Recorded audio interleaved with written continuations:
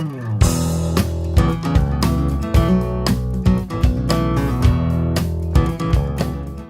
been a common question. So what are the 5 things that need to change about the church?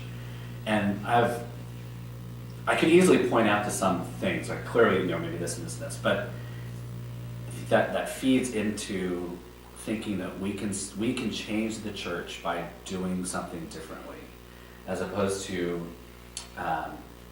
having the church transformed by just being different. And a good example of that would be, someone says, so does that mean that worship needs to change and be all contemporary? Well, in some contexts, yeah, that makes sense. It needs to be done differently. In some contexts, no.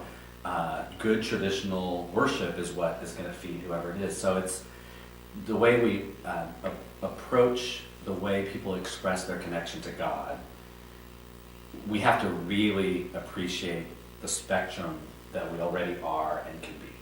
Whereas before, I think there was people would say, well, if we just do this, then we'll grow. If we just do this, we'll grow. Well, I think that's a false way of thinking about the church that we actually need to think about. No, we need to see these multiple ways of being church and find a way to embrace them all and embrace multiple ways of connecting with God.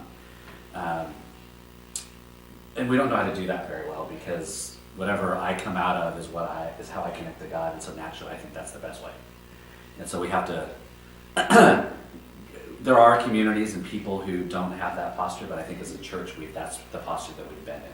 And so we need to convince folks that no, just because Judd's community interacts in a particular way, it works for who's being fed there, but that doesn't mean that everybody over at this particular church then has to go and do this, because that's not how they're going to connect to God. And can we still be a community centered on a belief in Christ that just manifests itself differently?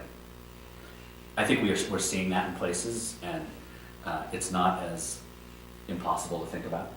So trying to create a sense that can happen. I think that's